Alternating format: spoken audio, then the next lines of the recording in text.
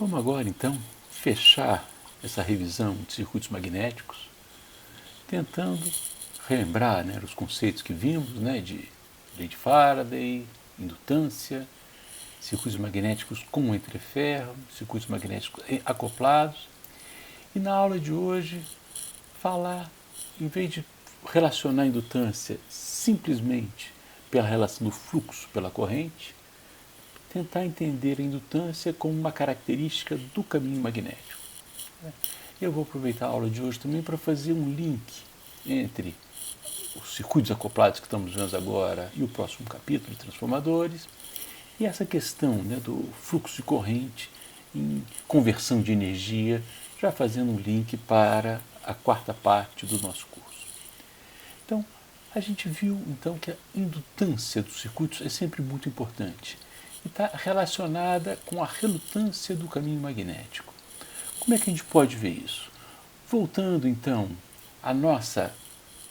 os nossos dois circuitos, né, dois circuitos elétricos acoplados, onde aplicam a tensão na bobina 1, aplicam a tensão na bobina 2, essa bobina 1 que produz uma força magnetomotriz, define um fluxo de dispersão e um fluxo de magnetização.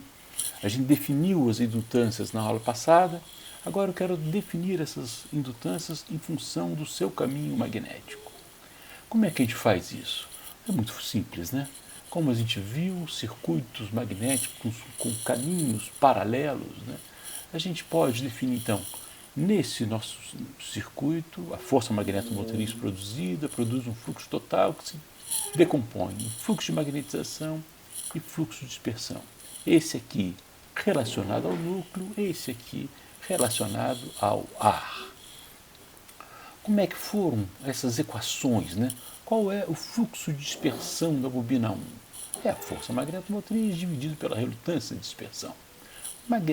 O fluxo magnético da bobina 2 é a mesma coisa, a força magnetomotriz dividido pela relutância do caminho magnético de dispersão.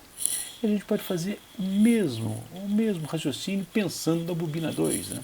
A força magnetomotriz da bobina 2 produz um fluxo de dispersão e uma magnetização, né? Como vimos na aula passada. Agora, evidentemente que se eu multiplicar isso aqui por n e dividir por I, vai dar a própria definição de indutância, né? Ou seja, a indutância, cada uma dessas quatro indutâncias vai ser o número de espiras ao quadrado dividida pela sua relutância particular, como mostra esse slide. Né? Então, a indutância de dispersão da bobina 1 é relacionada ao número de espiras da bobina 1 ao quadrado dividido pela relutância, e assim por diante. Né? Todas as indutâncias podem ser caracterizadas pela número de espiras dividido pela relutância do caminho magnético. Note que a indutância de magnetização da bobina 1 é diferente da indutância de magnetização da bobina 2. No entanto, o caminho magnético, né, o caminho magnético que vai da bobina 1 para a bobina 2 é igual ao da bobina 2 para a bobina 1, que eu posso chamar de R-mag, que é o comprimento médio do caminho, a permeabilidade do material ferromagnético e a área. Essa característica é interessante porque a gente pode, voltando à minha equação que relaciona fluxo total com as diversas correntes, em vez de definir esta relutância como relutância e magnetização de um e essa aqui diferente, eu posso botar tudo em relação à relutância de magnetização. Observe então que a indutância de dispersão está definida, a indutância de magnetização está definida, e essas duas em conjunto, foi o que a gente chamou de indutância própria. Outra indutância bastante interessante nesse processo de acoplamento de duas bobinas é a chamada indutância mútua, né, que é o fluxo concatenado com dois devido a uma corrente em um. Fácil ver, né, que substituindo os valores, né, que é a força magnetomotriz, né, que é produzida e dividida pela relutância do caminho de magnetização, que concatena a bobina 2, né, e a gente sempre percebe que como essa relutância é a mesma, sempre quando a gente tiver um sistema real, né, a indutância mútua entre 1 e 2 será igual à mútua entre 2 e 1. Isso quer dizer que a matriz de indutância de qualquer sistema, ela será uma matriz simétrica. Agora, então, está aqui a nossa relação entre fluxo de corrente, que pode ser colocada pela própria permuta ou pela decomposição da própria mútua em dispersão e magnetização. Vale a pena a gente tentar dar um passinho à frente, propor uma mudança de variáveis para tentar simplificar o circuito equivalente com os circuitos acoplados. Qual seria essa mudança de variáveis? Eu vou criar uma corrente fictícia I2', cuja força magnetomotriz, que se ela passasse na bobina 1, era igual à força magnetomotriz da bobina 2, N2 e 2. Portanto, I2' vezes N1 é igual a N2 e 2. Quando eu faço essa mudança de variáveis para manter coerência no meu sistema, ou seja, para que a potência instantânea na bobina 2 permaneça constante, além de mudar a variável tensão, corrente, eu vario também a variável tensão.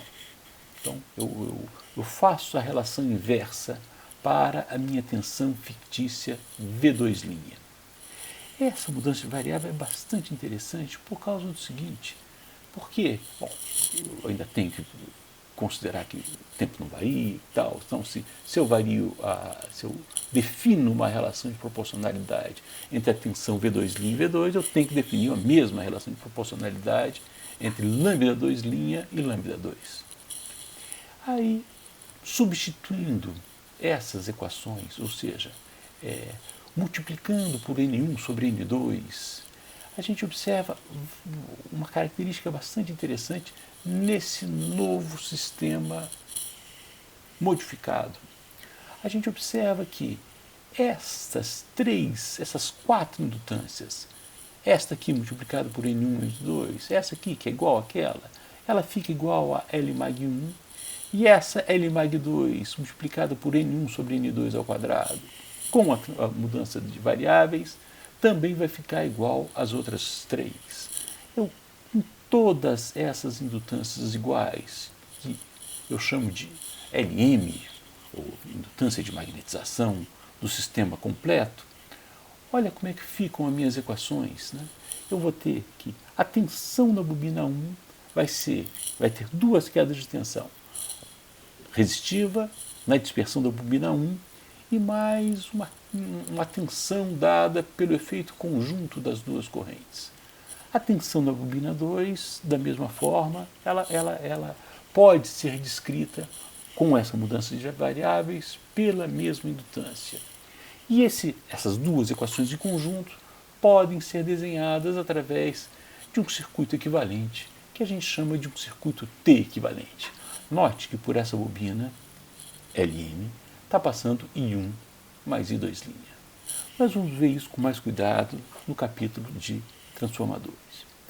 Para encerrar, vamos tentar imaginar agora um relé.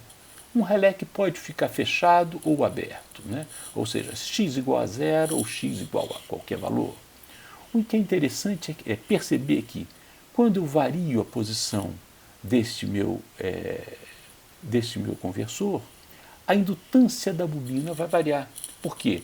Quando x está fechado, a indutância, que é número de espiras ao quadrado dividido pela relutância do caminho magnético, a relutância é pequenininha, a indutância vai ficar bem grande. Então, quando eu estou ficando fechado, eu tenho uma indutância grande. Quando eu estou aberto, eu vou ter uma indutância menor. E nesse exemplo eu botei 5 vezes. E eu estou alimentando esse cara com uma tensão contínua, de forma que em regime permanente o valor da corrente será 10 sobre 1, 10 amperes. O que acontece quando eu abro esse meu dispositivo? É super simples. Olha só, eu tenho que resolver a equação diferencial que está onde a minha tensão aplicada é uma tensão constante. Se, num determinado momento, a relutância aumenta, esse produto LI não pode variar instantaneamente. Então, se L passa de 1 para 5, ou melhor, de 5 para 1, a corrente vai ter que multiplicar por 5. E aí o que acontece em seguida? A gente resolve essa equação diferencial e a corrente vai cair no tempo exponencialmente. A gente pode ver que, resolvendo então essa equação, que eu vou ter um pulso na tensão e ela volta com o tempo para aquele valor inicial de 10 amperes. Se eu pensar no problema inverso, vai acontecer rigorosamente a mesma coisa, de forma inversa. Ela tem uma queda imediata e volta aos 10 amperes. Era isso que eu queria falar nesse capítulo de circuitos magnéticos. Eu agradeço muita atenção e até a próxima.